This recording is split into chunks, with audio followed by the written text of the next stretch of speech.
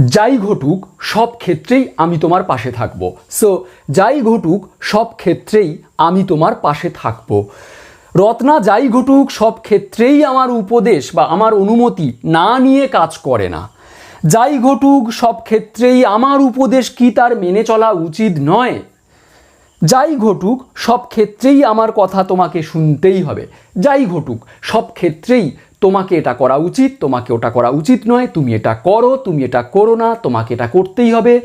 So যাই ঘটুক সব ক্ষেত্রেই কোনো কিছু করা বা না করা আমরা কি বলবো? আজকের সেন্টেন্সে আমরা যাই ঘটুক সব ক্ষেত্রেই, এটা আমরা প্রত্যেকটা সেন্টেন্সে লক্ষ্য করছি। যাই ঘটুক সব ক্ষেত্রেই। ওকে, চলো সেন্টেন্সগুলো আমরা কিভাবে মেক করব ফার্স্ট অফ অল আমরা সেটা দেখে নেব। A to Z এক্সপ্লেন করে কোনটার পর কোনটা কেন একেবারে গ্রামাটিক্যাল রুলস অনুযায়ী আমরা দেখে নেব এবং তারপরে আমরা স্পিক করা অর্থাৎ স্পোকেন ইংলিশ আমরা প্র্যাকটিস করব যে সেন্টেন্সগুলো কিভাবে বলবো। আর একটা সেন্টেন্সকে কত রকমভাবে আমরা লিখতে পারি সেটাও আমরা প্র্যাকটিস করে নেব, দেখে নেব। So let's continue. আমি তোমার পাশে দাঁড়াবো যাই ঘটুক সব ক্ষেত্রে। আমরা এই সেন্টেন্সের দুটো পার্ট দেখব। যাই ঘটুক সব ক্ষেত্রে অত আন্ডারলাইন করেছি, আমি তোমার পাশে দাঁড়াবো। তাহলে এখানে সাবজেক্টকে আমি দাঁড়াবো, আমি দাঁড়াবো, আই দাঁড়াবো শ্যাল উইল হবে অর্থাৎ বো ফিউচারে আছে, আই শ্যাল। এবারে শ্যাল তো আয়ের পরে হচ্ছে, আয়ের পরে উইলও হয়। কখন? হির পরে প্রত্যেকেই জানি সবসময় উইল দিই, কিন্তু হির পরে আবার শ্যালও হয়। কিন্তু কখন? আমাকে ছোট্ট একটা কমেন্ট করে জানাও এবং তোমার যদি লিঙ্কটা প্রয়োজন হয় আমি তোমার কমেন্ট বক্সে অবশ্যই শেয়ার করব লিঙ্কটা। এনিওয়ে, আই শ্যাল আমি দাঁড়াবো, দাঁড়ানো ইংরেজি কি? STAND। আই শ্যাল স্ট্যান্ড অর্থাৎ শ্যালটাকে শর্ট এন্ড করে দাও, I will stand, I will stand. পাশে ইংরেজি কি? শেষ থেকে করে আসবো আমরা। পাশে হলো বাই, তোমার পাশে, stand by you. I will stand by you, আমি তোমার পাশে দাঁড়াবো। ওকে, এবারে যাই ঘটুক সব ক্ষেত্রেই বলতে আমরা বলবো at all events, at all events. এই সেন্টেন্সটা যদি আমরা কাউকে ইন্টারোগেট করি, তুমি কি আমার পাশে দাঁড়াবে যাই ঘটুক না কেন, বা সর্বক্ষেত্রেই যাই ঘটুক তুমি কি আমার পাশে দাঁড়াবে, তুমি কি দাঁড়াবে, যখনই জিজ্ঞাসা করব আমরা উইল বা শ্যালটা আমরা আগে লিখব। আমি এখানে আয়ের সঙ্গে শ্যালটাই রাখলাম, শ্যাল আই স্ট্যান্ড, আমি কি দাঁড়াবো, বা এখানে যদি তুমি করো। ওকে, সাবজেক্টের আগে সব সময় এই হেল্পিং ভার্বটা চলে আসবে, তাহলে হবে ইন্টারোগেট। শ্যাল ইউ বা উইল ইউ, আমি যদি এখানে উইল রাখি, উইল ইউ স্ট্যান্ড বাই, তুমি কি দাঁড়াবে বাই ইউ, তাহলে তুমি কি দাঁড়াবে তোমার পাশে, না, তখন বলবো তুমি কি দাঁড়াবে আমার পাশে, stand by me at all events অর্থাৎ ইন্টারোগেট করছি। Will you stand by me, তুমি কি আমার পাশে দাঁড়াবে? Yes, I will stand by you. No, I will not stand by you. I will not stand by you. আমি তোমার পাশে দাঁড়াবো না। At all events, যাই ঘটুক সর্বক্ষেত্রে আমি দাঁড়াবো না। নেক্সট, রত্না যাই ঘটুক সব ক্ষেত্রেই আমার অনুমতি নিয়ে কাজ করে না। তাহলে আমরা প্রথমে সাবজেক্ট দেখছি রত্না, RATNA। কাজ করে না, একদম বাংলা সেন্টেন্সের শেষে থাকে ভার্ব, কাজ করে, কাজ করে না। কাজ করে বললে আমরা বলবো WORK, ওয়ার্ক, আর একটা এস দেব, কারণ কাজ করে, হ্যাবিচুয়েটেড, নিত্য নৈমিত্তিক ব্যাপার। রত্না কাজ করে, রত্না ওয়ার্কস। রত্না এখানে একজন রয়েছে, থার্ড পারসন সিঙ্গুলার, তার জন্য ভার্বের ফার্স্ট ফর্মের সঙ্গে এস দিয়েছি সিম্পল প্রেজেন্ট টেন্স অনুযায়ী। রত্না ওয়ার্কস, রত্না কাজ করে, রত্না কাজ করে না। তাহলে না বললে আমরা একটা নট নিয়ে চলে এলাম। তাহলে নট তো একা একা বসে না, প্রত্যেকটা সেন্টেন্সে প্রত্যেকটা টপিকে আমি বলি। তাহলে নটের জন্য একটা হেল্পিং ভার্ব লাগবে, কিন্তু এখানে কোনো হেল্পিং ভার্ব নেই, আমাদের আনতে হবে হেল্পিং ভার্ব ডু বা ডাজ। যেহেতু রত্না থার্ড পারসন সিঙ্গুলার, তার জন্যে ডু না দিয়ে আমরা দেব ডাজ নট। ওকে, যখনই ডুর সঙ্গে ইএস দেব এই মেন ভার্বের সঙ্গে স্টার হবে না, তখন হবে Ratna does not work. Doesn't short end করে বলো, রত্না ডাজেন্ট ওয়ার্ক, রত্না কাজ করে না। এবারে চলো শেষ থেকে করে করে আসি। না নিয়ে, তাহলে নেওয়া ইংরেজি যদি বলি টেক, এখানে আমি আইএনজি অ্যাড করে টেকিং, অর্থাৎ না নিয়ে তাহলে কি বলবো, এর আগেও আমি এক্সপ্লেন করেছি উইদাউট টেকিং। না খেয়ে উইদাউট ইটিং, আমাকে না বলে উইদাউট টেলিং মি। সো না নিয়ে উইদাউট টেকিং। আমার অনুমতি my permission, PERMISSION, my permission. এবারে যাই ঘটুক সব ক্ষেত্রেই আমরা বলতে পারি at all events, full stop. Ratna doesn't work without taking my permission at all events. এবারে যদি আমরা এটা ধরো বললাম করে না আছে, তাহলে রত্না আমার পারমিশন না নিয়ে সব ক্ষেত্রেই যাই ঘটুক সে কাজ করে, আমার পারমিশন না নিয়ে কাজ করে, তখন আমরা বলবো রত্না ওয়ার্কস। ওকে, এবার যদি বলি রত্না কি কাজ করে, রত্না কি কাজ করে আমার পারমিশন না নিয়ে সব ক্ষেত্রেই যা ঘটুক, তাহলে রত্না কি কাজ করে জিজ্ঞাসা করলে আমরা বলবো রত্নার আগে একটা হেল্পিং ভার্ব। সো এখানে হেল্পিং ভার্ব কি রেখেছিলাম, রত্না থার্ড পারসন সিঙ্গুলার, তার জন্য ডাজ রত্না ওয়ার্ক, রত্না কি কাজ করে, রত্না ওয়ার্কের সঙ্গে স্টার রাখবো না যেহেতু ডুর সঙ্গে ইএস দিয়েছি, রত্না থার্ড পারসন সিঙ্গুলার বলে।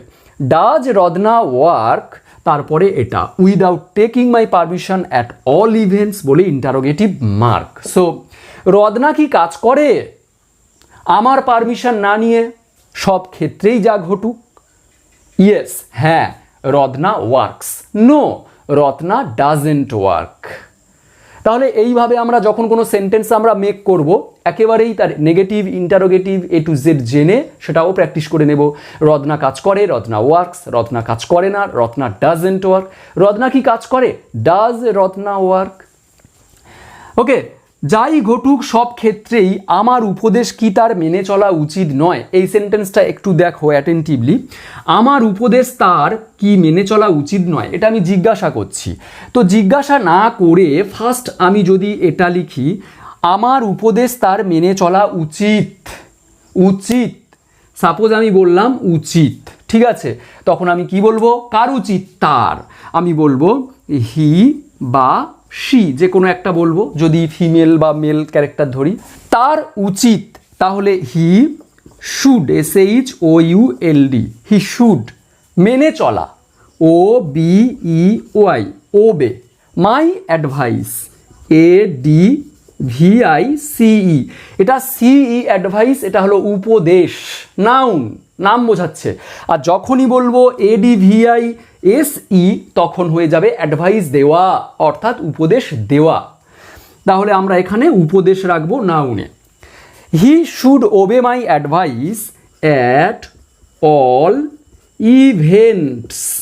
ওকে, আমরা ইংরেজি, এখানে বাংলাটা দেখছি অনেক বড়, যাই ঘটুক সব ক্ষেত্রে, কিন্তু ইংরেজিটা খুব ইজি, অ্যাট অল ইভেন্টস। এবারে আমরা যেটা করছিলাম এখানে ছিল উচিত নয়, তাহলে উচিত নয় বলতে আমরা কি বলবো, শুড নট, তাহলে শুডের পরে একটা নট দেব, SHOULD, should not obey. Okay, should not obey. এবারে কি আরেকটা কি ছিল এখানে মুছে দিয়েছিলাম, উপদেশ কি তার মেনে চলা উচিত নয়, জিজ্ঞাসা ছিল, যখনই জিজ্ঞাসা করবে তখন আমরা শুড তা আগে নিয়ে চলে আসবো, হি বা শির আগে, সাবজেক্টের আগে should. Okay, should he not বা শি নট ওবে। এবারে যদি অনেকে ভাবো যে নটটা আমি এই পারে বসাবো, তাহলে সেটাও দিতে পারো, তবে হ্যাঁ শুড এটা আর নট এটা কিন্তু আলাদা করে দিলে হবে না, কারণ প্রোনাউনের পরে নট দেয়। আমরা যদি প্রোনাউনের আগে নট দিই তাহলে আলাদাভাবে এইভাবে রাখলে হবে না, আমরা শুডের সঙ্গে নটটা অ্যাটাচ করে দেব, শুডন্ট। ওকে, আর যদি বলো যে আমি নটটা আলাদা করে দেবো, দিতে পারবে না। নটটা যদি আলাদা করে দিতে চাও তাহলে প্রোনাউনের পরে নটটা দিতে হবে। ওকে, অনেকবার আমি বলেছি প্রোনাউনের পরে নট হয় আর নাউনের আগে নট হয়, এর আগেও আমি এক্সপ্লেন করেছি। সো যদি এক্সপ্লেন করার প্রয়োজন হয় আরও বা একটু ডিটেলসে প্রোনাউন আর নাউনের পরে না আগে ইন্টারোগেটিভ সেন্টেন্সে নট ইউজ করব, সেটা আমি এক্সপ্লেন করব, আমাকে কমেন্ট করে জানাবে। এবারে যদি আমি বলিস তার উচিত মেনে চলা, তার কি উচিত মেনে চলা, যাই ঘটুক সব ক্ষেত্রে আমার উপদেশ কি মেনে চলা উচিত, তাহলে নট আমি ইউজ না করে বলবো শুড।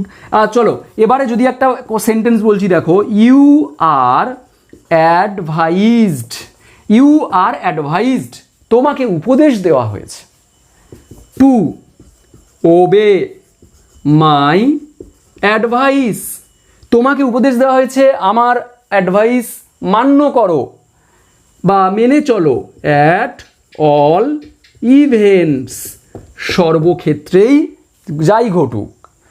ওকে, নেক্সট দেখো যাই ঘটুক সব ক্ষেত্রেই আমার কথা তোমাকে শুনতেই হবে, এটা একটু অন্য টাইপ রয়েছে সেন্টেন্সটা, আমার কথা তোমাকে শুনতে হবে, কে শুনবে, তুমি। এবারে দেখো আমি অল ইভেন্টস এটাকে আমি আগে রাখতে পারি, অ্যাট অল ইভেন্টস এটা আমরা আগে রাখতে পারি, যাই ঘটুক সব ক্ষেত্রে এই ফ্রেজটা আমরা আগেও রাখতে পারি, অ্যাট অল ইভেন্টস তোমাকে শুনতে হবে মানে তুমি, ইউ শুনতেই হবে, you have two, you have to listen, LISTEN listen, লিসেনের পরে to me. So have to মানে কি করতেই হবে, যেটা আমার একটা টপিক রয়েছে have to, has to, had to. Okay, have টুর পরে ভার্বের সবসময় ফার্স্ট ফর্ম দেবো, যেটা আমাদের করতেই হবে। So you have to listen, তোমাকে শুনতেই হবে, টু মি আমার কথা, সো লিসেন টু মি আমার কথা।